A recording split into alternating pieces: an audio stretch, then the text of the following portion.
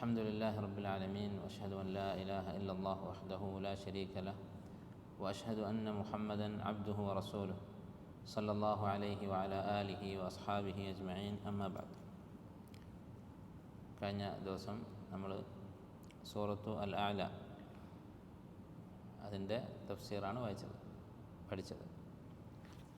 അടുത്ത സൂറത്തുൽ ഗാശിയ. കഴിഞ്ഞ ക്ലാസ്സിൽ നമ്മൾ പറഞ്ഞിരുന്നു, ഈ രണ്ട് സൂറത്തുകളും നബി സല്ലല്ലാഹു അലൈഹി വസല്ലം പ്രധാനപ്പെട്ട നമസ്കാരങ്ങളിൽ അല്ലെങ്കിൽ ജനങ്ങൾ ഒന്നിച്ചു കൂടുന്ന മജാമി എന്ന് പറയുന്ന ആളുകളുടെ സംഗമങ്ങളായിട്ടുള്ള സന്ദർഭങ്ങളിൽ ഓതിയിരുന്നു. ജുമുഅ, അതുപോലെ പെരുന്നാൾ നമസ്കാരം, ഈ സന്ദർഭങ്ങളിലൊക്കെ ഓതിയിരുന്നതാണ് ഈ രണ്ട് സൂറത്തുകൾ. ഈ സൂറത്തുകളുടെ പ്രാധാന്യം കൊണ്ടാണ് എല്ലാവരും അറിയേണ്ടതും എപ്പോഴും ഓർക്കേണ്ടതുമായ കാര്യങ്ങൾ ഈ സൂറത്തിൽ പറയുന്നത് കൊണ്ടാണ് അത്തരം വലിയ വലിയ സമ്മേളനങ്ങളിൽ, മുസ്ലിമീങ്ങളുടെ ഒത്തുചേരുന്ന അവസരങ്ങളിൽ നബി സല്ലല്ലാഹു അലൈഹി വസല്ലം ഈ സൂറത്തുകൾ പാരായണം ചെയ്യാനുള്ള കാരണം. ഈ രണ്ട് സൂറത്തുകളും തമ്മിൽ ചില സാമ്യങ്ങൾ കാണാൻ സാധിക്കും. സൂറത്തുൽ അഅല കഴിഞ്ഞിട്ട് സൂറത്തുൽ ഗാശിയ വരാൻ ചില കാരണങ്ങൾ ഇത് രണ്ടും നിരീക്ഷിച്ചാൽ മനസ്സിലാകും. രണ്ട് സൂറത്തുകളിലും തദ്കീറിനെ കുറിച്ച്, മുഅ്മിനീങ്ങളെ പരലോകത്തെക്കുറിച്ചും സ്വർഗ്ഗനരകങ്ങളെക്കുറിച്ചും ദുനിയാവിൻ്റെ നിസ്സാരതയെക്കുറിച്ചുമൊക്കെ ഉത്ബോധിപ്പിക്കാൻ, ഓർമ്മിപ്പിക്കാൻ, ഓർമ്മ പുതുക്കാൻ ആവശ്യപ്പെടുന്നതായി ഈ രണ്ട് സൂറത്തുകളിലും കാണാം. ഫദക്കിർ ഇൻ നഫഅത്തി ദിക്റ, സൂറത്തുൽ അഅലയിൽ അല്ലാഹു തആല പറയുന്നതാണ്. ഫദക്കിർ, നീ ഓർമ്മിപ്പിക്കുക. ഇൻ നഫഅത്തി ദിക്റ, ഓർമ്മിപ്പിക്കൽ, തദ്കീർ ഉപകാരപ്പെടുന്നിടത്തോളം കാലം. അതുപോലെ തന്നെ സൂറത്തുൽ ഗാശിയയിൽ ഫദക്കിർ ഇന്നമ അൻത മുദക്കിർ ലസ്ത അലൈഹിം ബിമുസൈത്തിർ. ഫദക്കിർ, നീ ഉത്ബോധിപ്പിക്കുക. ഇന്നമ അൻത മുദക്കിർ, നീ ഒരു ഉത്ബോധകൻ മാത്രമാകുന്നു. ലസ്ത അലൈഹിം ബിമുസൈത്തിർ, അവരെ നിർബന്ധിച്ച് വിശ്വസിപ്പിക്കേണ്ട ആളല്ല എന്ന് പറഞ്ഞത് കാണാം. അപ്പോൾ ഈ രണ്ട് സൂറത്തുകളിലും ഈ ഒരു വിഷയം, തദ്കീർ എന്നുള്ള ആശയം കാണാം. അതുപോലെ തന്നെ സൂറത്തുൽ ഗാശിയയിൽ സൂറത്തുൽ അഅലയിൽ പറഞ്ഞ കാര്യങ്ങളുടെ വിശദീകരണം കാണാം. സൂറത്തുൽ അഅലയിൽ പരലോകത്തെക്കുറിച്ച്, സ്വർഗത്തെയും നരകത്തെയും കുറിച്ച് ചുരുങ്ങിയ വാക്കുകളിലാണ് പറയുന്നത്, ചുരുക്കിയാണ് പറയുന്നത്. വൽ ആഖിറത്തു ഖൈറുൻ വ അബ്ഖ, വൽ ആഖിറത്തു ഖൈറുൻ വ അബ്ഖ, പരലോകമാകുന്നു, സ്വർഗമാകുന്നു. ഇവിടെ ആഖിറത്ത് എന്നതുകൊണ്ട് ഉദ്ദേശിക്കുന്നത് സ്വർഗമാണ്. സ്വർഗം ആണ് ദുനിയാവിനേക്കാൾ നല്ലത്, ദുനിയാവിനേക്കാൾ കൂടുതൽ നിലനിൽക്കുന്നത്. അതിൻ്റെ വിശദീകരണം സൂറത്തുൽ ഗാശിയയിലുണ്ട്. സ്വർഗത്തിൻ്റെ വിശദാംശങ്ങൾ, ഫി ജന്നത്തിൻ ആലിയ ലാ തസ്മഉ ഫീഹാ ലാഗിയ എന്ന് തുടങ്ങിയിട്ടുള്ള ആയത്ത്. അതുപോലെ തന്നെ നരകത്തെക്കുറിച്ച് സൂറത്തുൽ അഅലയിൽ ചുരുക്കി പറഞ്ഞു. യസ്ലൻ നാറൽ കുബ്ര, അവൻ ഈ ഉത്ബോധനം ഉപേക്ഷിച്ച് അതിൽ നിന്ന് തിരിഞ്ഞു കളയുന്നവൻ ഏറ്റവും വലിയ തീയിൽ, അഗ്നിയിൽ, നരകത്തിൽ പ്രവേശിക്കും, കരിയും.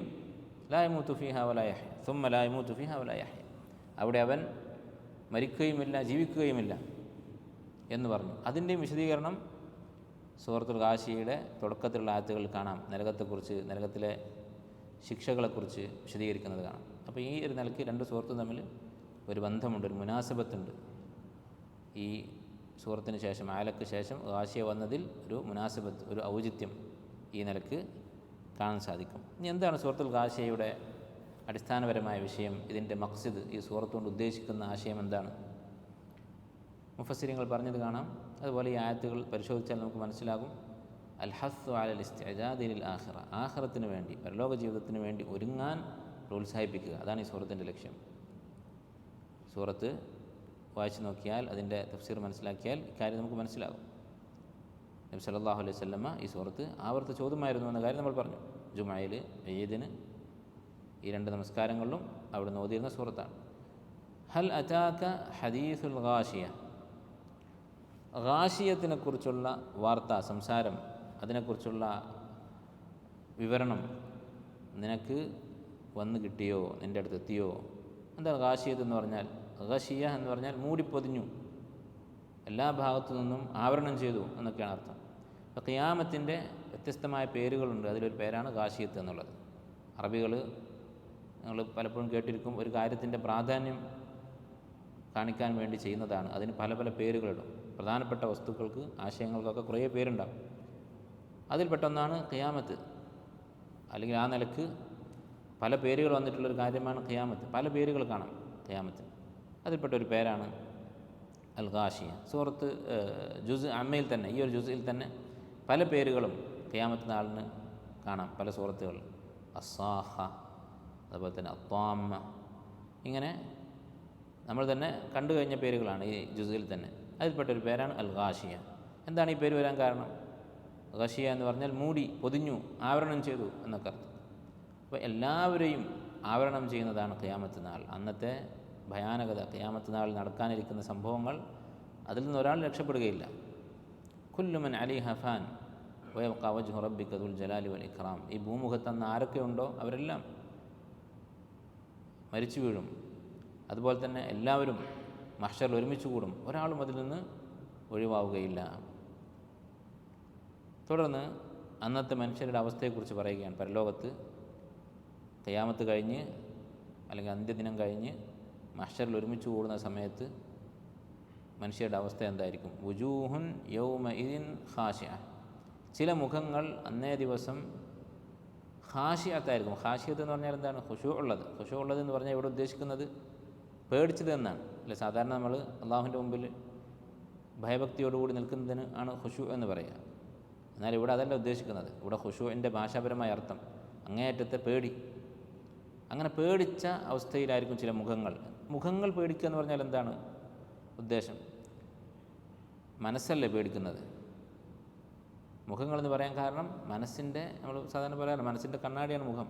മനസ്സിലുള്ള വികാരങ്ങൾ, ചിന്തകളൊക്കെ മുഖത്ത് കാണാൻ സാധിക്കും, മുഖത്തറിയാൻ സാധിക്കും. അപ്പോൾ അങ്ങേയറ്റത്തെ ഭയം കാരണം ഇവരുടെ മുഖത്ത് നിന്ന് തന്നെ അത് മനസ്സിലാക്കാൻ സാധിക്കും. വുജൂഹുൻ യൗമഇദിൻ ഖാശിഅ ആമിലത്തുൻ നാസിബ. ആമിലത്തുൻ നാസിബ. എന്താണ് ആമിലത്ത് എന്ന് പറഞ്ഞാൽ? എല്ലാവർക്കും അറിയാവുന്ന വാക്കാണ്. ആമില എന്ന് പറഞ്ഞാൽ പണിയെടുത്തു, അധ്വാനിച്ചു. അധ്വാനിക്കുന്നവരാണവർ. നാസിബ, ക്ഷീണിച്ചവരാണ്. നസബ എന്ന് പറഞ്ഞാൽ, നസബുൻ എന്ന് പറഞ്ഞാൽ ക്ഷീണം. അങ്ങേയറ്റത്തെ ക്ഷീണം ഉള്ളവരാണ്, അധ്വാനിച്ച് ക്ഷീണിച്ചവരാണ്. എന്താണ് അതുകൊണ്ട് ഉദ്ദേശിക്കുന്നത്? രണ്ടർത്ഥങ്ങൾ പണ്ഡിതന്മാർ പറഞ്ഞത് കാണാം. ഒരർത്ഥം, നരകത്തിൽ അവർ അധ്വാനിക്കും അല്ലേ? കാരണം യൗമ ഇദിൻ എന്നാണ് പറഞ്ഞത്. വുജൂഹുൻ യൗമ ഇദിൻ ഖാശിഅത്തുൻ ആമിലത്തുൻ നാസിബ. തുടർച്ചയായിട്ടുള്ള വാചകങ്ങളാണ്. ചില മുഖങ്ങൾ അന്നേ ദിവസം പേടിച്ചരേണ്ടതായിരിക്കും. അവർ അധ്വാനിച്ച് ക്ഷീണിച്ചവരായിരിക്കും, അധ്വാനിച്ച് ക്ഷീണിക്കുന്നവരായിരിക്കും. അപ്പോൾ പരലോകത്ത് നരകത്തിലുള്ള അവരുടെ അവസ്ഥയെക്കുറിച്ചാണ് പറയുന്നത്. അവരുടെ മുഖം പേടിച്ചരേണ്ടതായിരിക്കും. അതുപോലെ തന്നെ അവർ അധ്വാനിക്കുന്നവരും ക്ഷീണിക്കുന്നവരുമായിരിക്കും ആ ദിവസം. യൗമ ഇദിൻ എന്നുള്ളത് ഇതിനെല്ലാം ബാധകമാണ്. ഈ അഭിപ്രായം പല സഹാബത്തും അല്ലെങ്കിൽ പല സലഫുകളും പറഞ്ഞതായി ഇമാം തബരി റഹിമഹുല്ലാ തഫ്സീറിൽ ഉദ്ധരിച്ചത് കാണാം. ഇബ്നു അബ്ബാസ് റളിയല്ലാഹു അൻഹുമ, അദ്ദേഹം ആ കൂട്ടത്തിൽപ്പെട്ട ഒരാളാണ്. അദ്ദേഹം പറഞ്ഞതായി സഹീഹായി ഉദ്ധരിക്കപ്പെട്ട അസറിൽ കാണാം, നരകത്തിൽ ഒരു മലയുണ്ടാകും. നരകത്തിൽ തന്നെ തീ കൊണ്ടുണ്ടാക്കിയ ഒരു മല അല്ലേ? നരകം എന്ന് പറയുമ്പോൾ നമ്മൾ ദുനിയാവിലെ തീയോട് ഉപമിക്കരുത്. അതുപോലെ അങ്ങനെയാണ് എന്ന് വിചാരിക്കരുത്. നരകത്തിൽ അതിനുള്ളിൽ പല സംഗതികളും, ഭക്ഷണമുള്ളതായി, അതുപോലെ തന്നെ അവിടത്തേതായ വെള്ളമുള്ളതായി, അതിൻ്റെയൊക്കെ അവസ്ഥ എന്തായിരിക്കുമെന്ന് ഇൻഷാ അല്ലാഹ് നമുക്ക് തുടർന്ന് പറയുന്നതാണ്. അതുപോലെ തന്നെ നരകത്തിന് നാവുണ്ട്, നരകം സംസാരിക്കും. ഇതൊക്കെ ഹദീസുകൾ വന്നിട്ടുള്ളതാണ്. അതിൽപ്പെട്ട സംഗതിയാണ് നരകത്തിൽ ഒരു വലിയ മലയുണ്ടാകും. അതിന് മുകളിൽ കയറാൻ ഇവരോട് പറയും. ആ മലയുടെ ചൂട് കാരണം അത് നരകത്തിലെ മറ്റ് ഭാഗങ്ങളെക്കാൾ ചൂടുള്ളതായിരിക്കും. കാലതിൽ വെച്ചാൽ ആ കാല് ഉരുകിപ്പോകും. അങ്ങനെ ചൂട് കാരണം അവർ കാലെടുക്കും. കാലിങ്ങനെ വെന്തുരുകുമ്പോൾ കാലെടുക്കും. പിന്നെ വീണ്ടും കാലങ്ങോട്ട് വെച്ചാൽ വീണ്ടും ഉരുകും. ഇങ്ങനെ ആ മലയിൽ അവരെ നിർബന്ധിച്ച് കയറ്റിക്കൊണ്ടിരിക്കും. അതിൻ്റെ മുകളിൽ കയറാൻ അവരെ നിർബന്ധിക്കും എന്ന് ഇബ്നു അബ്ബാസ് റളിയല്ലാഹു അൻഹുമ പറഞ്ഞതായി ഇമാം തബരി റഹിമഹുല്ലാഹ് ഉദ്ധരിച്ചത് കാണാം. അതാണ് ഇവിടെ ഉദ്ദേശിക്കുന്നത്. നരകത്തിലപ്പോൾ വെറുതെ കിടന്ന് കത്തുക മാത്രമല്ല, ഇതുപോലെയുള്ള ശിക്ഷ നരകത്തിലുണ്ടാകും. അല്ലാഹു തആല നമ്മെ കാത്തുരക്ഷിക്കട്ടെ. അതാണ് ആമിലത്തുൻ നാസിബ എന്ന് പറഞ്ഞ ആയത്തുകൊണ്ട് ഉദ്ദേശിക്കുന്നത്. സൂറത്തുൽ മുദ്ദസ്സിറിൽ ഒരു സൂചനയുണ്ട് ഈ പറഞ്ഞത്. സഉർഹിഖുഹു സഊദ. എന്താണ് അർഹഖ എന്ന് പറഞ്ഞാൽ? ഒരാളെ നിർബന്ധിച്ച് കഷ്ടപ്പെടുത്തി പണിയെടുപ്പിച്ച് ക്ഷീണിപ്പിക്കുക.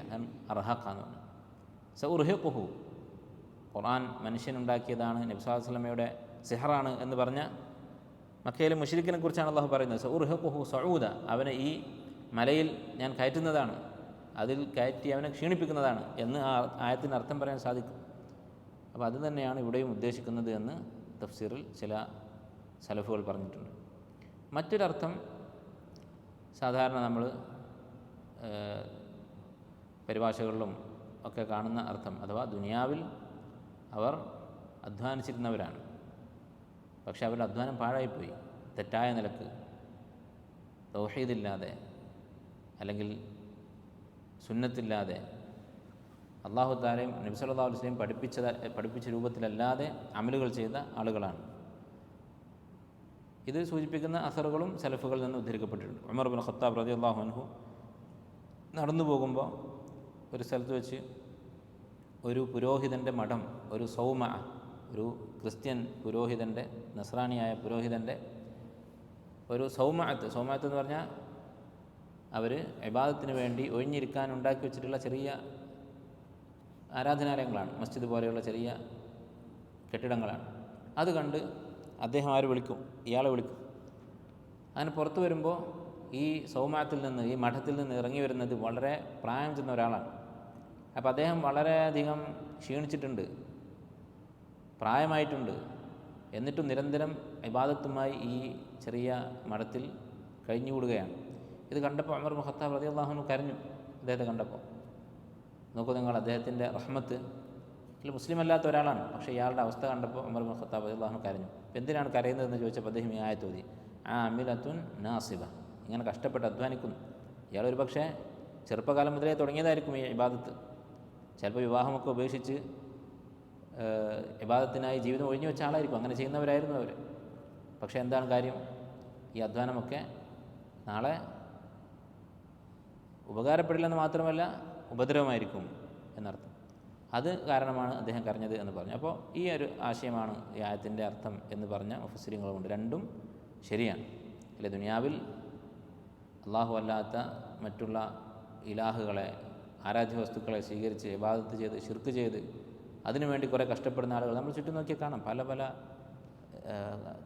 ക്ലേശകരമായ കഷ്ടപ്പെടുന്ന ഇബാദത്തുകൾ ചെയ്യുന്ന ആളുകളുണ്ട്. ഇസ്ലാമിലൊന്നും ഇല്ലാത്ത തരത്തിലുള്ള ഇബാദത്തുകൾ ചെയ്യുന്ന പല മുശ്രിക്കുകളുമുണ്ട്. അതുപോലെ തന്നെ നബി സല്ലല്ലാഹു അലൈഹി വസല്ലം പഠിപ്പിക്കാത്ത അമലുകൾ ചെയ്യുന്ന മുസ്ലിമീങ്ങളുണ്ട്. സുന്നത്താണ് എന്നുള്ള ധാരണയിൽ ദീനുമായി ബന്ധമില്ലാത്ത കാര്യങ്ങൾ ചെയ്യുന്ന ആളുകളുണ്ട്. അപ്പോൾ ഈ അധ്വാനമൊക്കെ പരലോകത്ത് ബാത്തിലായിരിക്കും. അതുപോലെ തന്നെ നരകത്തിൽ അല്ലാഹു തആല ഒരുക്കിയിട്ടുള്ള ഈ ശിക്ഷ, ഈ മല കയറുന്ന ശിക്ഷ, അതും സംഭവിക്കാനുള്ളത് തന്നെയാണ്. ആമിലത്തുൻ നാസിബ എന്നതുകൊണ്ട് ഉദ്ദേശം ഇതാണ്. തസ്ല നാറൻ ഹാമിയ, അവർ ഈ നരകാവകാശികൾ ചൂടുള്ള, ഹാമി എന്ന് പറഞ്ഞാൽ അങ്ങേയറ്റത്തെ ചൂടുള്ള വസ്തുവിനാണ് പറയാം. അല്ലെ, നമ്മൾ പനിക്ക് ഹുമ്മ എന്ന് പറയുന്നത് എന്താ, ചൂട് പിടിക്കുന്ന, ശരീരം ചൂട് പിടിക്കുന്നത് കൊണ്ടാണ്. അപ്പോൾ ഈ വാക്കിൻ്റെ അർത്ഥം കടുത്ത ചൂട് എന്നാണ്. തസ്ല നാറൻ ഹാമിയ, അങ്ങനെ അതിശക്തമായ ചൂടുള്ള തീയിൽ അവർ കടന്ന് എരിയുന്നതാണ്. അല്ലെ, നരകത്തെക്കുറിച്ച് മുമ്പ് നമ്മൾ പറഞ്ഞിട്ടുണ്ട്. നബി സല്ലല്ലാഹു അലൈഹി വസല്ലമ നരകത്തിൻ്റെ ചൂടിനെക്കുറിച്ച് പറഞ്ഞത്, നാറുക്കും ഹാദിഹി അല്ലതി തൂഖിദൂൻ, നിങ്ങൾ കത്തിക്കുന്ന ഈ ദുനിയാവിൽ ചൂട് എന്ന് പറയുന്നത് ജുസ്ഉൻ മിൻ 70 ജുസ്അൻ മിൻ നാരി ജഹന്നം, നരകത്തിൻ്റെ തീയിൻ്റെ 70 മാത്രമാണ്. ഇതിൻ്റെ 70 ഇരട്ടിയാണ് നരകത്തിലെ തീയിൻ്റെ ചൂട്. അപ്പം അങ്ങനെയുള്ള തീയിൽ അവർ പ്രവേശിച്ച് എരിയുന്നതാണ്. ഇനി ഇങ്ങനെ നരകത്തിൽ ഈ ചൂട് അനുഭവിക്കുമ്പോൾ സ്വാഭാവികമായിട്ടും നമുക്ക് ചൂടുണ്ടായാൽ അതിനെ രക്ഷപ്പെടാൻ നമ്മൾ സ്വീകരിക്കുന്ന മാർഗ്ഗങ്ങളുണ്ട്. തണൽ, വെള്ളം, ഇതൊക്കെ തീയിൽ നിന്ന്, ചൂടിൽ നിന്ന് രക്ഷപ്പെടാൻ മനുഷ്യൻ ഉപയോഗിക്കുന്നതാണ്. നരകത്തിലെ വെള്ളം എന്താണ്? കുടിക്കാൻ ശ്രമിച്ചാൽ എന്താണ് കിട്ടുന്നത്? തുസ്ഖ, അവർക്ക് പാനീയമായി നൽകപ്പെടും, അവരെ കുടിപ്പിക്കപ്പെടും. മിൻ ഐനിൻ ആനിയ, തിളച്ച ഒരു അരുവിയിൽ നിന്ന്. ആനിയ എന്ന് പറഞ്ഞാൽ ചിലപ്പോൾ തെറ്റിദ്ധരിക്കും. ഇനാ എന്ന് പറഞ്ഞാൽ പാത്രം, അതിൻ്റെ ബഹുവചനം ആനിയത്താണ്. അതല്ല ഇവിടെ, പാത്രത്തിൽ നിന്ന് കുടിക്കുമെന്നല്ല. ആനിയത്ത് എന്ന് പറഞ്ഞാൽ തിളച്ചത്. വിശുദ്ധ ഖുർആനിൽ വേറൊരു സ്ഥലത്ത് ഈ വാക്ക് ഉപയോഗിച്ചിട്ടുണ്ട്. എവിടെയാണ്? സൂറത്ത് നൂറിൽ നബി സല്ലല്ലാഹു അലൈഹി വസല്ലമയോട് കാണിക്കേണ്ട അദബുകൾ പറഞ്ഞ കൂട്ടത്തിൽ അല്ലാഹു തആല പറഞ്ഞു, യാ അയ്യുഹല്ലദീന ആമനൂ ലാ തദ്ഖുലൂ ബുയൂത്തൻ നബിയ്യി, നബി സല്ലല്ലാഹു അലൈഹി വസല്ലമയുടെ വീടുകൾ നിങ്ങൾ പ്രവേശിക്കരുത്, ഇല്ല അൻ യുഅ്ദന ലക്കും, യാ അയ്യുഹല്ലദീന ആമനൂ ലാ തദ്ഖുലൂ ബുയൂത്തൻ നബിയ്യി ഇല്ല അൻ യുഅ്ദന ലക്കും, നിങ്ങൾക്ക് അനുവാദമില്ലാതെ നബി സല്ലല്ലാഹു അലൈഹി വസല്ലമയുടെ വീട്ടിൽ പ്രവേശിക്കരുത്. ആയത്ത് എന്തായിരുന്നു? ഗൈറ നാദിരീന ഇനാഹു എന്നൊരു വാക്കായത്തിലുണ്ട്. ഗൈറ നാദിരീന ഇനാഹു, യാ അയ്യുഹല്ലദീന ആമനു ലാ തദ്ഖുലൂ ബുയൂത്തൻ നബിയ്യി ഇല്ലാ അൻ യുഅ്ദന ലക്കും ഇലാ തുആമിൻ ഗൈറ നാദിരീന ഇനാഹു വലാകിൻ ഇദാ ദുഈതും ഫദ്ഖുലൂ ഫഇദാ തുഇംതും ഫന്തശിറൂ. നബി സല്ലല്ലാഹു അലൈഹി വസല്ലം ഭക്ഷണത്തിന് വേണ്ടി വിളിച്ചാൽ അല്ലാതെ നിങ്ങൾ നബി സല്ലല്ലാഹു അലൈഹി വസല്ലം വീട്ടിൽ പ്രവേശിക്കരുത്. എന്നിട്ട് പറഞ്ഞു ഗൈറ നാദിരീന ഇനാഹു, ആ ഭക്ഷണം അത് പാകമാകുന്നത് നിങ്ങൾ കാത്തിരിക്കുകയും ചെയ്യരുത്. എന്ന് പറഞ്ഞാൽ ഭക്ഷണത്തിന് വിളിച്ചാൽ വീട്ടിൽ പോവാം എന്ന് പറയുന്നത് കേട്ടിട്ട് എപ്പോഴാണ് നബി സല്ലല്ലാഹു അലൈഹി വസല്ലം വീട്ടിൽ ഭക്ഷണം റെഡിയാവുന്നത് എന്ന് വിചാരിച്ച് വീടിൻ്റെ അടുത്ത് പോയി കാത്തു നിൽക്കരുത് എന്നർത്ഥം. അന്നത്തെ ആളുകളുടെ അവസ്ഥ അത്രയും പ്രയാസകരമായിരുന്നു. അതുകൊണ്ട് അങ്ങനെ ചെയ്യുന്ന ആളുകളുണ്ടായിരുന്നു. ഗൈറ നാദിരീന ഇനാഹു, അപ്പോൾ അവിടെ ഭക്ഷണം തിളക്കുന്നത്, അത് വേവുന്നത് എന്നതിന് ഈ വാക്കാണ് ഉപയോഗിച്ചത്, ഇന എന്നുള്ള വാക്ക്. അതാണ് ഇവിടെയും ഉപയോഗിച്ചിട്ടുള്ളത്.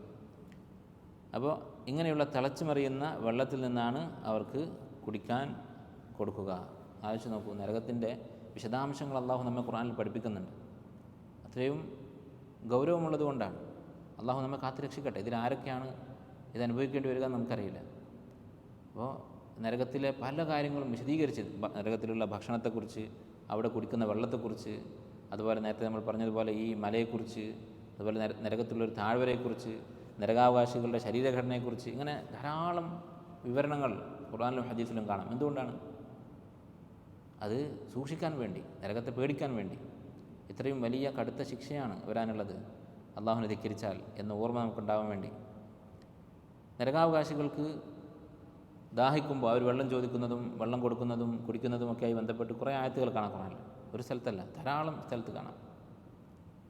സൂറത്തുൽ അറാഫിൽ അള്ളാഹു സുബ്ഹാനഹു വ തആല പറയുന്നു, വനാദ അസ്ഹാബുന്നാരി അസ്ഹാബൽ ജന്ന, നരകാവകാശികൾ സ്വർഗാവകാശികളെ വിളിക്കും, അൻ അഫീദു അലൈന മിനൽ മാഇ ഔ മിമ്മ റസഖകുമുല്ലാഹ്, നിങ്ങൾക്ക് അള്ളാഹു തന്നിട്ടുള്ള ഭക്ഷണത്തിൽ നിന്ന് അല്ലെങ്കിൽ കുറച്ച് വെള്ളം, അൻ അഫീദു അലൈന മിനൽ മാഇ, കുറച്ച് വെള്ളം ഞങ്ങൾക്ക് കൂടി തരൂ, ഔ മിമ്മ റസഖകുമുല്ലാഹ്, അല്ലെങ്കിൽ അള്ളാഹു നിങ്ങൾക്ക് നൽകിയിട്ടുള്ള ഭക്ഷണം ഞങ്ങൾക്ക് തരൂ. ഖാലു, അവർ സ്വർഗാവകാശികൾ പറയും, ഇന്നല്ലാഹ ഹറമഹുമ അലൽ കാഫിരീൻ അല്ലദീന ഇത്തഖദു ദീനഹും ലഹ്വൻ വലഇബ വഗറത്തുഹുമുൽ ഹയാത്തുദ് ദുനിയ. സ്വർഗാവകാശികൾ പറയും, അള്ളാഹു ഇത് രണ്ടും നരകക്കാർക്ക് നിഷിദ്ധമാക്കിയിരിക്കും, വെള്ളവുമില്ല ഭക്ഷണവുമില്ല. അപ്പോൾ ഇതാണ് ഒന്നാമത്തെ ഘട്ടം. നരകാവകാശികളുടെ പാനീയവുമായി, അവർ കുടിക്കുന്നതുമായി ബന്ധപ്പെട്ട് പറയുന്ന ഒന്നാമത്തെ കാര്യം ഇതാണ്. അവർ വെള്ളം ചോദിക്കും സ്വർഗാവകാശികളോട്, അത് തള്ളപ്പെടും, അവർക്കതിന് അള്ളാഹു വിധിച്ചിട്ടില്ല എന്ന് സ്വർഗാവകാശികൾ പറയും. രണ്ടാമത് അവർക്ക് വെള്ളം കിട്ടുന്നതിനെ കുറിച്ച് പറയുന്നുണ്ട്. അല്ല, ആദ്യം അവർ സ്വർഗാവകാശികളോട് ചോദിച്ചു നോക്കും, അപ്പോൾ നിഷേധിക്കപ്പെടും. വീണ്ടും അവർ ചോദിക്കും. അവസാനം അള്ളാഹു അവർക്ക് വെള്ളം കൊടുക്കും, കുടിക്കാൻ കൊടുക്കും. എന്താണ് കൊടുക്കുന്നത്? വഇൻ യസ്തഗീസു, അവർ വെള്ളം ചോദിച്ചാൽ യുഗാസു ബിമാഇൻ കൽമുഹൽ, അവർക്ക് തിളച്ച എണ്ണ പോലെയുള്ള ഒരു വെള്ളമാണ് കൊടുക്കുക. തിളച്ച് മറിയുന്ന എണ്ണയാണ് അവർക്ക് കുടിക്കാൻ കൊടുക്കുക. യശ്വിൽ വുജൂഹ്, ആ വെള്ളം എങ്ങനെയുള്ളതാണ്? ആ എണ്ണ എങ്ങനെയുള്ളതാണ്? യശ്വിൽ വുജൂഹ് ബിഅ്സ ശറാബ്, എത്ര മോശം പാനീയമാണത്. യശ്വിൽ വുജൂഹ്, എന്താണ് യശ്വിൽ വുജൂഹ് എന്ന് പറഞ്ഞാൽ മുഖം കരിച്ചു കളയും. അല്ല, ആ വെള്ളം കുടിക്കാനിങ്ങനെ വായക്ക് അടുപ്പിച്ചാൽ അതിൻ്റെ ചൂട് കാരണം അത് കുടിക്കുന്നതിന് മുമ്പ് തന്നെ മുഖം കരിഞ്ഞു പോകും. അത്രയും ചൂടുള്ള വെള്ളം. ഇത്രയും ചൂടുള്ള ഈ വെള്ളം അവർ കുടിക്കുമോ? ഇങ്ങനെ മുഖത്തോട് അടുപ്പിക്കുമ്പോൾ തന്നെ മുഖം കരിഞ്ഞു പോകുന്നു. എന്നാലോചിച്ച് നോക്കാരംഗം. ആ മുഖം കരിഞ്ഞിട്ടും അവരിത് കുടിക്കും, ദാഹം കൊണ്ട്. എങ്ങാനും കുടിച്ച് കഴിഞ്ഞിട്ടെങ്കിലും വല്ല ആശ്വാസം ഉണ്ടായെങ്കിലും എന്ന് വിചാരിച്ചിട്ട് അവർ കുടിച്ചു. അപ്പോൾ എന്ത് സംഭവിക്കും? വസുഖൂ മാഅൻ ഹമീമൻ ഫഖത്തഅ അംആഅഹും, അവരാ വെള്ളം കുടിക്കുകയും അവരുടെ ആമാശയവും വയറിനുള്ളിലുള്ള കുടലുകളുമൊക്കെ കീറിപ്പറിഞ്ഞു പോകും അതിൻ്റെ ചൂട് കാരണം. അപ്പം ഇങ്ങനെ പല അവസ്ഥകൾ നരകാവകാശികൾ വെള്ളം കുടിക്കുന്നതുമായി ബന്ധപ്പെട്ട് ഖുർആനിൽ കാണാം. അല്ലാഹു തആല നമ്മെ കാത്തുരക്ഷിക്കട്ടെ. ഇതാണ് ഈ ആയത്തിൽ പറയുന്നത്, തുസ്ഖാ മിൻ ഐനിൻ ആനിയ, അവർ കുടിക്കുക തിളച്ച ഒരു അരുവിയിൽ നിന്നായിരിക്കും. ഇനി അവരുടെ ഭക്ഷണത്തെക്കുറിച്ച് പറയുന്നു, ലൈസ ലഹും തആമുൻ ഇല്ലാ മിൻ ദരീഅ, അവർക്ക് ദരീഅ അല്ലാതെ ഒരു ഭക്ഷണവും അവിടെ ഇല്ല. ദരീഅ എന്ന് പറഞ്ഞാൽ ഇബ്നു അബ്ബാസ് റളിയല്ലാഹു അൻഹുമ വിശദീകരിച്ചത് കാണാം. ലൈസ ലഹും തആമുൻ ഇല്ലാ മിൻ ദരീഅ. ദരീഅ എന്ന് പറഞ്ഞാൽ ഷബ്റഖ് എന്ന് പറയുന്ന ചെടിയാണ്. ഷബ്റഖ് എന്ന് പറഞ്ഞാൽ മരുഭൂമിയിൽ കാണപ്പെടുന്ന ഒരു ചെടിയാണ്, അറബികൾക്ക് പരിചയമുള്ള പേരാണ്. അത് തന്നെയാണ് ഈ ദരീഇൻ്റെ അർത്ഥം എന്ന് ഇബ്നു അബ്ബാസ് റളിയല്ലാഹു അൻഹു പറഞ്ഞത് കാണാം. അപ്പോൾ അതിനോട് സാമ്യമുള്ളൊരു ചെടിയായിരിക്കും. ഈ ഷബ്റഖ് എന്ന് പറഞ്ഞാൽ എന്താണ്? നിങ്ങൾക്ക് അതിൻ്റെ ഫോട്ടോ കാണാൻ പറ്റും. അത് നിറച്ച് മുള്ളുള്ളൊരു ചെടിയാണ്. പരസ്പരം കോർത്ത് പണഞ്ഞു കിടക്കുന്ന മുള്ളുകളാണ് ഇതിലുള്ളത്. അത് തന്നെ ഉണങ്ങിയാൽ വിഷമാണ് ഈ ചെടി. അപ്പം അങ്ങനെയുള്ള ഒരു പഴമായിരിക്കും, അതായിരിക്കും ഇവർക്ക് തിന്നാൻ കിട്ടുന്നത്. അതുകൊണ്ട് യാതൊരു പ്രയോജനവുമില്ല, മുള്ളാണ്, അതുപോലെ വിഷമാണ്. പക്ഷെ അതല്ലാതെ മറ്റൊരു ഭക്ഷണവും അവർക്കില്ല. ലാ യുസ്മിനു വലാ യുഗ്നി മിൻ ജൂ. ഈ ഭക്ഷണം, ഈ പഴം അതുകൊണ്ട് അവർക്ക് ശരീരത്തിന് പോഷണമില്ല. ലാ യുസ്മിനു, അവരുടെ ശരീരത്തെ അത് തടിപ്പിക്കുകയില്ല, തടി കൂടുകയില്ല, ശരീരം നന്നാവുകയില്ല. വലാ യുഗ്നി മിൻ ജൂ, വിശപ്പ് മാറുമോ? അതുമില്ല. അപ്പോൾ ഭക്ഷണം കൊണ്ടുള്ള ഒരു ഉപകാരവും ഇതിനില്ല എന്നർത്ഥം. ഇതാണ് നരകാവകാശികളുടെ അവസ്ഥ. അവർ ദുനിയാവിൽ ചെയ്തിരുന്ന അധ്വാനമെല്ലാം പാഴായി. അതുപോലെ നരകത്തിൽ അവർ കഷ്ടപ്പെട്ട് അവരെ കൊണ്ട് പണിയെടുപ്പിച്ചുകൊണ്ടിരിക്കും. ഖതാദ റഹിമഹുല്ല പറഞ്ഞത് കാണാം. ഈ ആമിലത്തുൻ നാസിബ എന്നുള്ള ആയത്ത് വിശദീകരിച്ചുകൊണ്ട് താബിഇയായ ഖതാദ അസ്സദൂസി റഹിമഹുല്ല അദ്ദേഹം പറഞ്ഞു, തകബ്ബറു അൻ ത്വാഅത്തില്ലാഹി ഫിദ്ദുനിയ ഫഅഅമലഹും വഅൻസബഹും ഫിൽ ആഖിറ. അവർ ദുനിയാവിൽ അള്ളാഹുവിനെ അനുസരിക്കാൻ കിബ്ർ കാണിച്ചു. കിബ്ർ കാരണം അള്ളാഹുവിനെ അനുസരിക്കാതെ ജീവിച്ചു. അപ്പോൾ പരലോകത്ത് അള്ളാഹു അവരെ കൊണ്ട് അധ്വാനിപ്പിക്കും, അതിന് ശിക്ഷയായിക്കൊണ്ട് അവരെ ക്ഷീണിപ്പിക്കും. അപ്പോൾ ദുനിയാവിൽ കുറച്ച് അധ്വാനിക്കുകയും ക്ഷീണിക്കുകയും ചെയ്തിരുന്നെങ്കിൽ ഈ അദാബിൽ നിന്ന് രക്ഷപ്പെടാമായിരുന്നു. ദുനിയാവിലെ ക്ഷീണമെന്ന് പറഞ്ഞാൽ എന്താണ്? ഇബാദത്തുകൾ ചെയ്യാൻ വളരെ ചെറിയ അധ്വാനമേ ആവശ്യമുള്ളൂ, ചെറിയൊരു ക്ഷീണമേ ഉള്ളൂ. അത് തന്നെ ശരീരത്തിന് മാത്രമാണ്. ആ ക്ഷീണം ശരീരത്തിന് കൂടുന്നതനുസരിച്ച് അവൻ്റെ മനസ്സിന് സന്തോഷവും സംതൃപ്തിയും ഉണ്ടാകുന്നു. ആ നിസ്സാരമായ അധ്വാനം അത് അഹങ്കാരം കാരണം അവർ ചെയ്തില്ല. അതിൻ്റെ ഫലമാണിത് എന്ന് ഖതാദ റഹിമഹുല്ല വിശദീകരിച്ചത് കാണാം. അപ്പോൾ നരകാവകാശികളെക്കുറിച്ച്, അവരുടെ ശിക്ഷയെക്കുറിച്ച് ഇത്രയും പറഞ്ഞു. ഈ കഴിഞ്ഞ 7 ആയത്തുകളും നരകക്കാരെക്കുറിച്ചാണ്. അതിനുശേഷം അള്ളാഹു സ്വർഗ്ഗാവകാശികളെക്കുറിച്ച് പറയുകയാണ്. നമുക്കറിയാം ഖുർആൻ്റെ ശൈലി ഇങ്ങനെയാണ്. നരകത്തെക്കുറിച്ച് പറഞ്ഞാൽ ഉടനെ സ്വർഗ്ഗത്തെക്കുറിച്ച് പറയും. അതുപോലെ തന്നെ അള്ളാഹു താക്കീത് ചെയ്താൽ ഉടനെ തന്നെ സന്തോഷവാർത്ത അറിയിക്കും. നബിമാരെക്കുറിച്ച് പറഞ്ഞത് റുസുലൻ മുബശ്ശിരീന വ മുൻദിരീന. നരകത്തെക്കുറിച്ച് താക്കീതും സ്വർഗ്ഗത്തെക്കുറിച്ച് സന്തോഷവാർത്തയും. കാരണം എന്താണ്? അള്ളാഹുവിനെക്കുറിച്ച് നമുക്ക് പേടിയും വേണം, പ്രതീക്ഷയും വേണം. ഈ 2 കാര്യങ്ങളും ചില സലഫുകൾ പറഞ്ഞതുപോലെ ഒരു പക്ഷിയുടെ 2 ചിറക് പോലെയാണ്. അത് രണ്ടും വേണം. 2 ചിറകില്ലാതെ പറക്കാൻ സാധിക്കില്ല. അല്ല പേടി മാത്രമായിരുന്നാണ് പ്രശ്നം, നിരാശ വരും. അള്ളാഹുവിൻ്റെ റഹ്മത്തിനെക്കുറിച്ച് നിരാശരായി പോകും. അള്ളാഹുവിൻ്റെ റഹ്മത്തിനെക്കുറിച്ച് നിരാശരാവുക എന്നുള്ളത് വൻപാപമാണ്. അല്ലെ ചില ആൾക്കാർ അങ്ങനെ കാണാം. അവർ സ്വന്തം തെറ്റുകളെക്കുറിച്ചൊക്കെ ഓർത്തിട്ട് നിരാശരായി ഇനി എനിക്ക് രക്ഷയില്ല, അതുകൊണ്ട് ഇനി തെറ്റ് ചെയ്ത് ഇങ്ങനെ തന്നെ ജീവിക്കാം എന്ന് തീരുമാനിക്കുന്ന ആളുകളുണ്ട്. നഊദു ബില്ലാഹ്. അള്ളാഹുവിൻ്റെ റഹ്മത്തിൽ നിരാശയുണ്ടാവാൻ പാടില്ല. വലാ യയസു മിൻ റൗഹില്ലാഹി ഇല്ലൽ ഖൗമുൽ കാഫിറൂൻ. കാഫിറുകൾ മാത്രമാണ് അള്ളാഹുവിൻ്റെ കാരുണ്യത്തെക്കുറിച്ച് നിരാശരാവുകയുള്ളൂ. ഇനി അള്ളാഹു തആല സ്വർഗ്ഗാവകാശികളെക്കുറിച്ച് പറയുന്നു, പ്രതീക്ഷയുണ്ടാക്കുന്ന ആയത്തുകൾ. വുജൂഹുൻ യൗമഇദിൻ നാഇമ. ചില മുഖങ്ങൾ അന്ന് മിനുസമുള്ളതായിരിക്കും. നാഇമ എന്ന് പറഞ്ഞാൽ സോഫ്റ്റ്, മിനുസമുള്ളത്. അങ്ങനെ ഉള്ള ചില മുഖങ്ങളൊന്നുണ്ടാകും. അതും നേരത്തെ പറഞ്ഞതുപോലെ തന്നെ മനസ്സിൻ്റെ സന്തോഷം അത് മുഖത്ത് പ്രതിഫലിക്കും. വജസാഹും ബിമാ സബറു ജന്നതൻ വഹരീറ. അല്ലാഹു തആല സ്വർഗ്ഗാവകാശികളെ കുറിച്ച് പറഞ്ഞതാണ്. ഫവഖാഹുമുല്ലാഹു ശർറ ദാലിക്കൽ യൗമി വലഖാഹും നദ്റതൻ വസുറൂറ വജസാഹും ബിമാ സബറു ജന്നതൻ വഹരീറ. അവർക്ക് അല്ലാഹു തആല വിശ്വാസികൾക്ക് അന്നത്തെ ദിവസത്തിൻ്റെ ഷർറ് അവരിൽ നിന്ന് അല്ലാഹു, ആ ഷർറിൽ നിന്ന് അല്ലാഹു അവരെ കാത്തു രക്ഷിച്ചു. ഫവഖാഹുമുല്ലാഹു ശർറ ദാലിക്കൽ യൗമി വലഖാഹും, അവർക്ക് അല്ലാഹു നൽകി നദ്റതൻ മുഖപ്രസന്നത, വസുറൂറ മനസ്സിൽ സന്തോഷം. നദ്റതൻ വസുറൂറ, അപ്പോൾ മനസ്സിൽ സന്തോഷം ഉണ്ടാകുമ്പോൾ മുഖം പ്രസന്നമാകും, മുഖം മിനുസമുള്ളതാകും. വജസാഹും ബിമാ സബറു ജന്നത്തൻ വഹരീറ. ദുനിയാവിൽ അവർ ക്ഷമിച്ചതിൻ്റെ ഫലമായി, അള്ളാഹുവിൻ്റെ ദീനിൽ ഉറച്ചു നിന്നതിൻ്റെ ഫലമായി സ്വർഗവും സ്വർഗത്തിലെ പട്ടുവസ്ത്രങ്ങളുമൊക്കെ അള്ളാഹു അവർക്ക് നൽകി എന്ന് സൂറത്തുൽ ഇൻസാനിൽ പറഞ്ഞതുപോലെ. വുജൂഹുൻ യൗമഇദിൻ നാഇമ. ചില മുഖങ്ങൾ അന്ന് പ്രസരിപ്പുള്ളതായിരിക്കും, പ്രസന്നമായിരിക്കും, മിനുസമുള്ളതായിരിക്കും. ലിസഇഹ റാദിയ. അതിൻ്റെ അധ്വാനത്തെക്കുറിച്ച് സംതൃപ്തരായിരിക്കും. അവർ ദുനിയാവിൽ അധ്വാനിച്ചതിൽ സംതൃപ്തരായിരിക്കും. അപ്പോൾ നോക്കൂ നിങ്ങൾ, ഈ 2 പേരും പരസ്പര വിരുദ്ധമായ 2 അവസ്ഥകളാണ്. ഒരു കൂട്ടരുടെ മുഖം ഖാശിഅ, പേടിച്ച്. മറ്റു ഒരു വിഭാഗത്തിൻ്റെ, ഈ രണ്ടാമത്തെ വിഭാഗത്തിൻ്റെ മുഖം നാഇമ, പ്രസരിപ്പുള്ളത്. ആദ്യം പറഞ്ഞ വിഭാഗം ആമിലത്തുൻ നാസിബ, കഷ്ടപ്പെടാൻ പോവുകയാണ്. ഇവരോ ലിസഇഹ റാദിയ, അവർ അധ്വാനത്തെക്കുറിച്ച് തൃപ്തരാണ്, അഥവാ അധ്വാനം കഴിഞ്ഞു, ഇനി അധ്വാനം ഇല്ല എന്നർത്ഥം. അപ്പോൾ ഒരു വിഭാഗം ദുനിയാവിൽ അള്ളാഹുവിനെ അനുസരിക്കാതെ അഹങ്കരിച്ചു, അതിൻ്റെ ഫലമായി ഇനി അറ്റമില്ലാത്ത കാലം അധ്വാനിക്കണം, ഫലമില്ലാത്ത അധ്വാനം, പ്രയോജനമില്ലാത്ത അധ്വാനം, യാതൊരു സന്തോഷവുമില്ലാത്ത അധ്വാനം. മറ്റു വിഭാഗമോ ദുനിയാവിൽ കുറച്ചു കാലം അള്ളാഹുവിനെ അനുസരിച്ച് കുറച്ച് കഷ്ടപ്പെട്ടു, ആ കഷ്ടപ്പാട് തന്നെ സുഖത്തോടു കൂടിയുള്ള കഷ്ടപ്പാടാണ്, അതിൻ്റെ ഫലമോ അറ്റമില്ലാത്ത കാലം തങ്ങളുടെ അധ്വാനത്തെക്കുറിച്ച് ഓർത്ത് സന്തോഷത്തോടെ കഴിയാനുള്ള ഭാഗ്യവും. ഇതാണ് രണ്ട് വിഭാഗങ്ങളുടെയും അവസ്ഥ. അതുപോലെ തന്നെ നിങ്ങൾ ആലോചിച്ച് നോക്കി, ഈ ആയത്തിലുള്ള ഒരു ഭംഗി, ലിസഇഹ റാദിയ, അവർ സ്വർഗത്തിലെത്തിയത് തങ്ങളുടെ അധ്വാനം കാരണമാണ് എന്നൊരു സൂചനയുണ്ട്. അതുകൊണ്ടാണല്ലോ അവർ അതിനെക്കുറിച്ച് തൃപ്തരായി തങ്ങളുടെ അധ്വാനം അതിനെ ഓർത്ത് സന്തോഷിക്കുന്നത്. യഥാർത്ഥത്തിൽ സ്വർഗത്തിൽ പ്രവേശിക്കുന്നത് അള്ളാഹുവിൻ്റെ തൗഫീഖ് കൊണ്ടല്ലേ, അള്ളാഹുവിൻ്റെ റഹ്മത്ത് കൊണ്ടല്ലേ, അല്ലേ? സ്വർഗത്തിൽ പ്രവേശിക്കുന്നത് അതിന് നമ്മുടെ അമലുകൾ ഒരു സബബാണ്, കാരണമാണ്. പക്ഷെ ആ കാരണം പോലും എങ്ങനെയാണ് സാധിക്കുന്നത്? വലൗലാ ഫദ്ലുല്ലാഹി അലൈക്കും വറഹ്മത്തുഹു മാ സക്കാ മിൻകും മിൻ അഹദ്, മാ സക്കാ മിൻകും മിൻ അഹദിൻ അബദ. അള്ളാഹുവിൻ്റെ ഔദാര്യവും അള്ളാഹുവിൻ്റെ റഹ്മത്തും ഇല്ലായിരുന്നെങ്കിൽ നിങ്ങൾ ഒരാൾ നന്നാകുമായിരുന്നില്ല ഒരിക്കലും. മാ സക്കാ മിൻകും മിൻ അഹദിൻ അബദ വലാകിൻ അല്ലാഹു യുസക്കി മൻ യശാ. അള്ളാഹു അവൻ ഉദ്ദേശിക്കുന്നവരെ നന്നാക്കുന്നു. അപ്പോൾ നമുക്ക് എന്തെങ്കിലും നന്മയുണ്ടെങ്കിൽ, നമ്മൾ എന്തെങ്കിലും നല്ലത് ചെയ്യുന്നുണ്ടെങ്കിൽ, എന്തെങ്കിലും തിന്മയിൽ നിന്ന് വിട്ടു നിൽക്കുന്നുണ്ടെങ്കിൽ അള്ളാഹുവിൻ്റെ ഫضലും റഹ്മത്തും കൊണ്ടാണ്.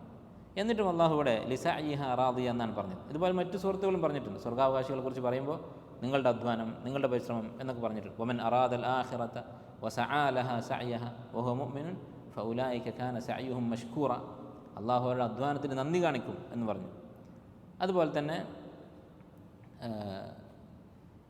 സൂറത്ത് ഇൻസാനിൽ ഇന്ന ഹാദ കാന ലക്കും ജസാഅൻ വകാന സഅയുക്കും മഷ്കൂറ, അല്ലെ? സ്വർഗത്തിലെ സുഖങ്ങളെക്കുറിച്ചൊക്കെ പറഞ്ഞിട്ട് സ്വർഗാവകാശികളോട് പറയപ്പെടുന്നൊരു വാക്ക് അല്ലാഹു പറയുകയാണ്, ഇന്ന ഹാദ, ഈ സുഖങ്ങളൊക്കെ കാന ലക്കും ജസാഅൻ, കൂലിയാണ്, നിങ്ങൾ ചെയ്തതിനുള്ള പ്രതിഫലമാണ്, അത് വെറുതെ തരുന്നതല്ല, നിങ്ങൾ അധ്വാനിച്ചിട്ടുണ്ട്.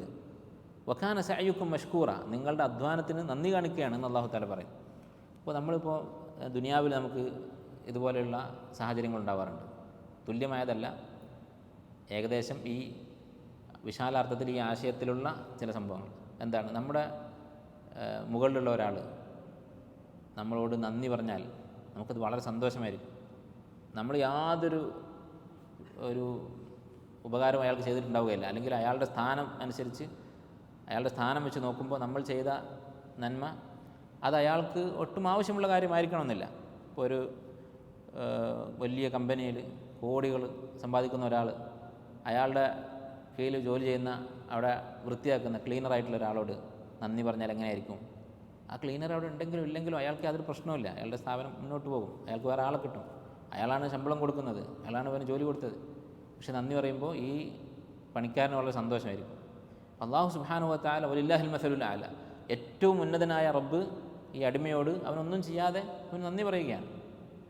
അത് ആ നന്ദി പറയുക എന്നുള്ളത് ഈ അടിമക്ക് അള്ളാഹു നൽകുന്ന മറ്റൊരു അനുഗ്രഹമാണ്. അവനൊരു സന്തോഷം അള്ളാഹു ഉണ്ടാക്കുകയാണ്. ലിസഇഹ റാദിയ, അവരുടെ അധ്വാനത്തെക്കുറിച്ച് ഓർത്ത് അവർ അന്ന് സംതൃപ്തരായിരിക്കും.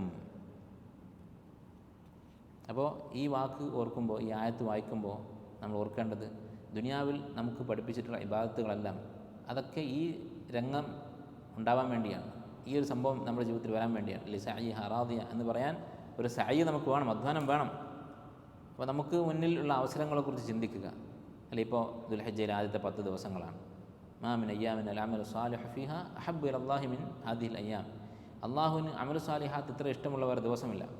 അപ്പോൾ നമുക്ക് കിട്ടിയ വലിയൊരു അവസരമാണ് ഈ പറഞ്ഞ ആയത്തിൽ ഉൾപ്പെടാൻ നമുക്ക് കിട്ടിയ അവസരങ്ങളാണ് ഇതൊക്കെ.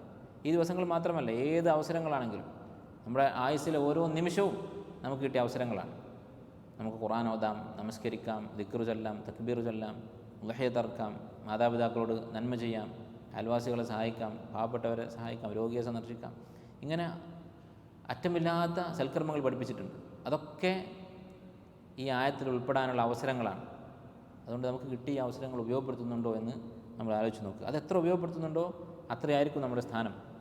അല്ലാഹു തആല പറയുന്നു, ഫി ജന്നത്തിൻ ആലിയ, അത്യുന്നതമായ സ്വർഗത്തിൽ. എന്താണ് സ്വർഗത്തിൻ്റെ ഉലുവ്, ഔന്നത്യം എന്ന് പറയുന്നത്? സ്വർഗം 7 ആകാശങ്ങൾക്ക് മുകളിലാണ് സ്വർഗത്തിൻ്റെ സ്ഥാനം. അപ്പോൾ സ്വർഗം മുകളിലാണ്. അതുപോലെ തന്നെ സ്വർഗത്തിൽ തന്നെ ധാരാളം പദവികളുണ്ട്. സ്വർഗത്തിൻ്റെ ഉയർച്ച, അതിൻ്റെ ഔന്നത്യം അത് വലുതാണ്. നബി സല്ലല്ലാഹു അലൈഹി വസല്ലം പറഞ്ഞു, ഇന്ന ഫിൽ ജന്നതി മിഅത ദറജ, സ്വർഗത്തിൽ 100 പദവികളുണ്ട്. മാ ബൈന ദറജതൈൻ, 2 ദറജകൾ തമ്മിലുള്ള വ്യത്യാസം കമാ ബൈന സമാഇ വൽ അർദ്, ആകാശഭൂമികൾക്കിടയിലുള്ള അത്രയും വ്യത്യാസം ഉണ്ടാകും. അപ്പോൾ സ്വർഗത്തിൽ പോകുന്ന എല്ലാവരും ഒരേ സ്ഥാനത്തല്ല, സ്വർഗത്തിൽ തന്നെ സ്ഥാനങ്ങൾക്ക് വ്യത്യാസമുണ്ട്. അതുപോലെ തന്നെ ഒരു ഹദീസിൽ കാണാം, യുഖാലു ലി സാഹിബുൽ ഖുർആൻ, ഖുർആൻ പഠിച്ചിട്ടുള്ള ആളോട് പറയപ്പെടും, ഇഖ്റ വർതഖി, നീ ഖുർആൻ ഓതിക്കൊണ്ട് മുകളിലേക്ക് പോയിക്കൊള്ളുക. ഫഇന്ന മൻസിലതക ഇൻദ ആഖിരി ആയത്തിൻ തഖറഉഹ, നീ ഓതുന്ന അവസാനത്തെ ആയത്ത് അതാണ് നിൻ്റെ സ്ഥാനം. അഥവാ എവിടെയാണോ അവസാനിക്കുന്നത് മുകളിൽ പോയി എവിടെ എത്തുമ്പോഴാണോ നിൻ്റെ ഹിഫ്ള് അവസാനിക്കുന്നത് അവിടെയാണ് നിൻ്റെ സ്ഥാനം. അപ്പോൾ സ്വർഗത്തിൽ ധാരാളം പദവികളുള്ളതായി ഇത് പോലെയുള്ള ആയത്തുകളിലും ഹദീസുകളിലും വ്യക്തമാണ്. മറ്റൊരായത്തിൽ അല്ലാഹു തആല പറഞ്ഞു, ലാകിൻ ലദീന തഖൗ റബ്ബഹും ലഹും ഗുറഫുൻ മിൻ ഫൗഖിഹാ ഗുറഫുൻ മബ്നിയ്യ, സ്വർഗാവകാശികളുടെ വീടുകൾ അതൊന്നിനു മുകളിൽ ഒന്നായി, അഥവാ അവരുടെ ഒരാളുടെ തന്നെ വീട് പല തട്ടുകളായി ഉയരത്തിലായിരിക്കും അല്ലാഹു തആല അവർക്ക് നൽകുക. അതുപോലെ ഹദീസിൽ കാണാം, ഇന്ന ലിൽ മുഅ്മിനി ഫിൽ ജന്നത്തി ലഖൈമതൻ, സ്വർഗത്തിലൊരു ടെൻ്റുണ്ട്, സ്വർഗാവകാശികൾക്ക് അല്ലാഹു നൽകുന്ന ഒരു ടെൻ്റ്. മിൻ ലുഅത്തിൻ മുജവ്വഫ, അത് ഒരു മുത്തുകൊണ്ടുണ്ടാക്കിയത്, ഒരു മുത്തിൻ്റെ ഉൾഭാഗം അത് തുരന്നെടുത്തതുപോലെയുള്ള ഒരു വീട്.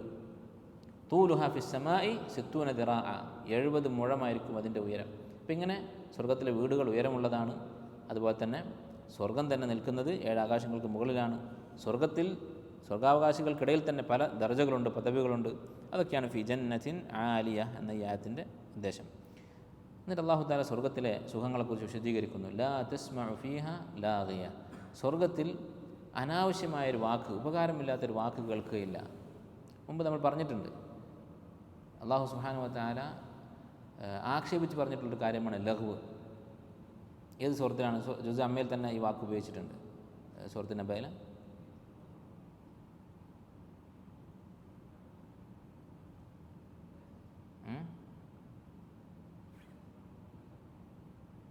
കേട്ടില്ല, കേട്ടോ? ലാ യസ്മഊന ഫീഹാ ലഗ്വൻ, സൂറത്ത് ജുസ് അമ്മയിൽ നബയിൽ, സൂറത്ത് അമ്മയിൽ ലാ യസ്മഊന ഫീഹാ ലഗ്വൻ വലാ കിദ്ദാബ, അതിൻ്റെ വിശദീകരണത്തിൽ നമ്മൾ പറഞ്ഞതാണ്. എന്താണ് ലഘു എന്ന് പറഞ്ഞാൽ?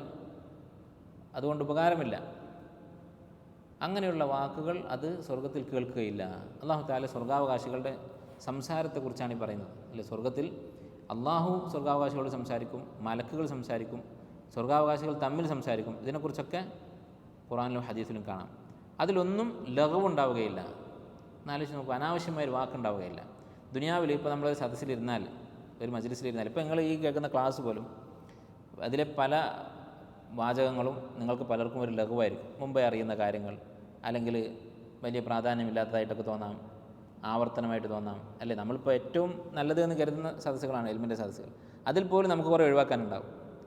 അതല്ലാത്ത സദസ്സുകൾ നമ്മളിരുന്നാലോ മിക്കവാറും ഉപദ്രവകരമായ സംസാരങ്ങളായിരിക്കും അധികവും.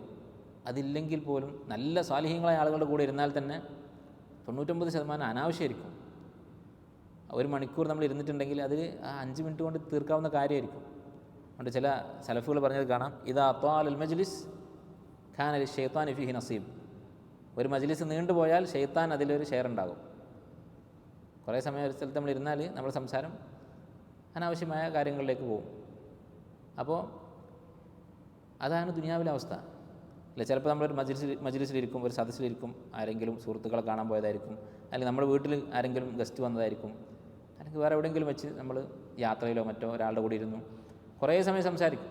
ചിലപ്പോൾ അതിനിടയിൽ അയാൾ പറഞ്ഞ ഒരു വാക്ക്, ലഘുവായിട്ടുള്ള അനാവശ്യമായൊരു വാക്ക്, അത് നമ്മുടെ മനസ്സിൽ മണിക്കൂറുകളോളം അല്ലെങ്കിൽ ചിലപ്പോൾ ദിവസങ്ങളോളം നമുക്കൊരു ശല്യമായി മാറും ആ വാക്ക്. നമുക്ക് എന്തെങ്കിലും അല്ലേ, ചിലപ്പോൾ അയാളുടെ എന്തെങ്കിലും നേട്ടങ്ങളെക്കുറിച്ച് പറഞ്ഞതായിരിക്കും. അപ്പോൾ നമ്മളായിട്ടൊന്ന് താരതമ്യം ചെയ്ത് നോക്കിയിട്ട് നമ്മളെ മനസ്സിലൊരു വിഷമം വന്നു. ആ വിഷമം ചിലപ്പോൾ ദിവസങ്ങളോളം മാസങ്ങളോളം ചിലപ്പോൾ മരണം വരെ അത് നമ്മുടെ മനസ്സിൽ തുടരും. ലഘുവാണ്. സലഫുകൾ ഇത് പൂർണ്ണമായും ഒഴിവാക്കിയിരുന്നു.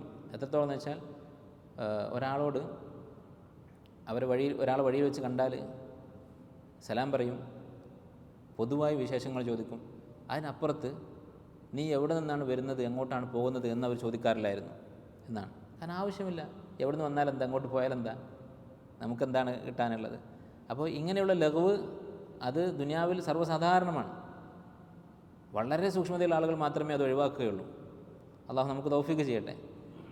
എന്നാൽ സ്വർഗത്തിൽ അങ്ങനെയുള്ളൊരു സംഭവം ഇല്ല എന്നാണ് പറയുന്നത്. ദുനിയാവിൽ ലഘു കൂടുതലും ഖൈർ കുറവുമാണ്, സ്വർഗത്തിൽ ലഘുവില്ല.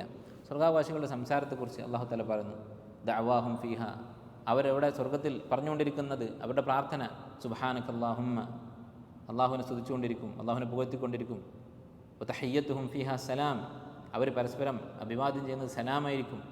വആഖിറു ദഅവാഹും അനിൽ ഹംദുലില്ലാഹി റബ്ബിൽ ആലമീൻ, അവരുടെ ദുആ അവർ അവസാനിപ്പിക്കുന്നത് അള്ളാഹുവിനെ സ്തുതിച്ചുകൊണ്ടായിരിക്കും. അതുപോലെ തന്നെ വഖാലു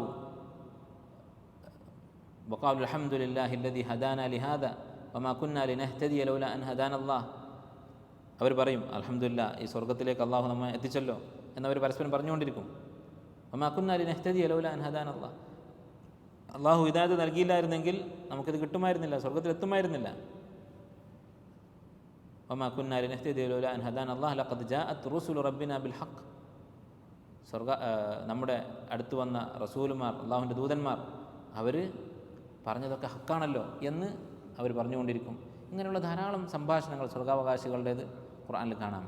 ഇന്ന കുന്ന ഖബ്ലു ഫി അഹ്ലിനാ മുഷ്ഫിഖീൻ, നമ്മൾ ദുനിയാവിൽ പേടിച്ചിരിക്കുകയായിരുന്നല്ലോ, നരകത്തിൽ എത്തുമോ എന്ന് പേടിച്ചിട്ട്, ഇപ്പോൾ അൽഹംദുലില്ലാഹ് രക്ഷപ്പെട്ടല്ലോ. ഇങ്ങനെയുള്ള പല വാക്കുകളും സ്വർഗാവകാശികൾ പറയുന്നത് കാണാം. അതെല്ലാം നന്മ, നല്ലത് മാത്രമായിരിക്കും, അതിൽ ലഘുവുണ്ടാവുകയില്ല. നിങ്ങൾ ആലോചിച്ച് നോക്കൂ, സ്വർഗത്തിൽ ഏറ്റവും വലിയ സുഖമായിട്ട് അത് മതി.